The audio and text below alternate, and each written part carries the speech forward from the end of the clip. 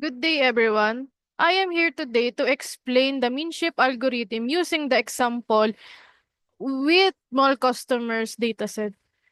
So first and foremost, we will import the necessary libraries, NumPy, Pandas, Seaborn, and SK cluster, import Minship, and estimate bandwidth. Then we will initialize the dataset, and then we will display the first few rows of the dataset. The first method that I am going to use is the Minship algorithm using Silverman rules as bandwidth.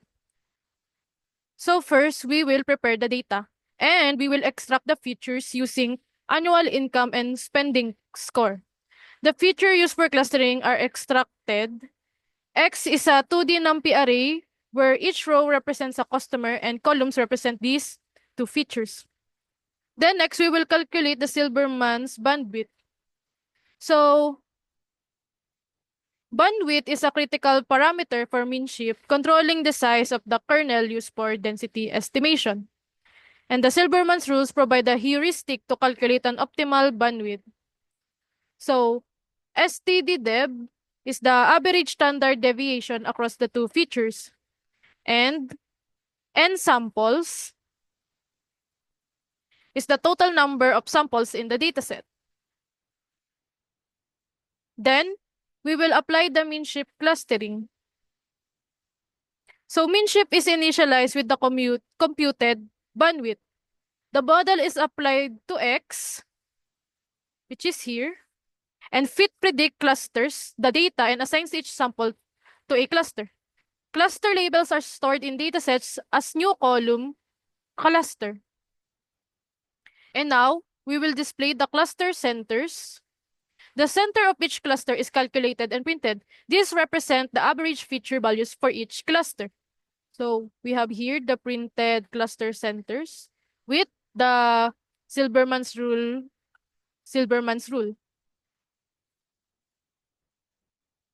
Then next, we will visualize the cluster. So a figure is created with dimension 8 by 6 for the scatter plot. Then a scatter plot is generated using Seaborn. X-axis as the annual income, Y-axis as the spending score, and hue, the clusters are color-coded using the cluster column from mall customer underscore data. So palette equals for this colors the cluster using a vibrant gradient.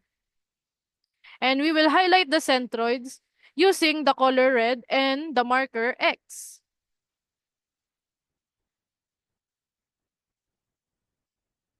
So we have here the scatter plot of the Minship clustering of mall customers dataset using Silverman's rule. So as we can see, some of the colors are in here and it's not that compact, and you can pinpoint one cluster at once because the cluster is not compact nicely. Then we have here another visualization of the clusters, but this time the hue is age. And we can see that you can see the clusters, but it is mixed of colors because each person has different age and it depends on their income, annual income, and spending score on how they will be placed. So as we can see that the colors are mixed in the scatter plot. Then next, I printed another visualization, but the hue this time is gender. So we all know that there are only two gender, which is male and female. And as we can see, it is mixed again like the scatter plot here by age. And we can see that there are clusters, but it's not cleanly clustered because of this. And we can see that there are many centroids in the scatter plot. Then up next, we have Minship algorithm using cross-validation. So first, we will import the necessary libraries needed for this method.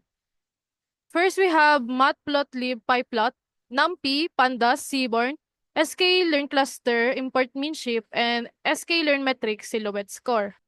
So this code systematically determines the best bandwidth for the Minship clustering algorithm by evaluating the clustering quality using the silhouette score.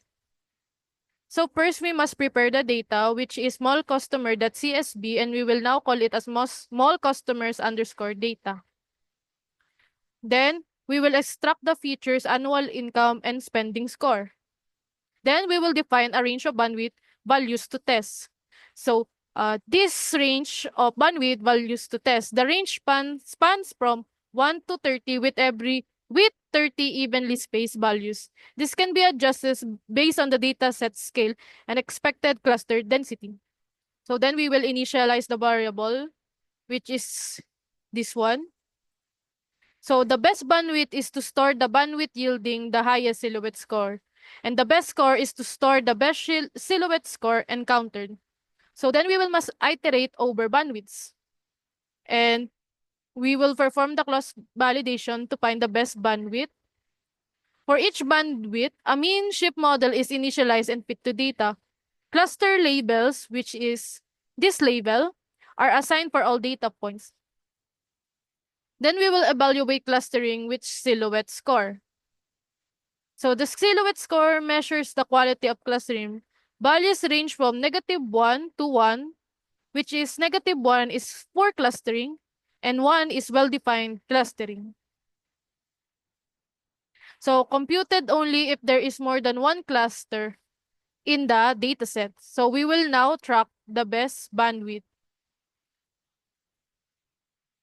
So we will update the best bandwidth and best score if the bandwidth produces a better silhouette score in this line of code. Then we will print the best bandwidth with the best silhouette score. And here we have the printed outcome of the bandwidth and the silhouette score. And we have here that the best bandwidth is 25.00 with the silhouette score of 0.5513. So this code helps find the optimal bandwidth for mean shift by maximizing the silhouette score. It ensures well-separated and compact clusters, improving the quality of clustering result. Then next, we will apply the mean shift clustering with the best bandwidth. And now we will visualize the cluster. So in here, we have the x-axis as annual income and the y-axis as spending score. And the hue is cluster. So here is the visualization of the scatter plot. So as we can see, the cluster is well defined and there are each centroids in each cluster. You can identify which cluster is which and there's no overlapping between the clusters. Then I showed code again another visualization, but this time the hue is age. And as we can see, the cluster now can be seen that there are many colors overlapping with each other since everyone has different age and it depends on what are their spending, score, and annual income.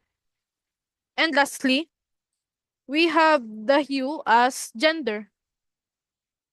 So as we can see here, you can still identify the cluster, but the two genders, the male and female, can be seen overlapping with each other.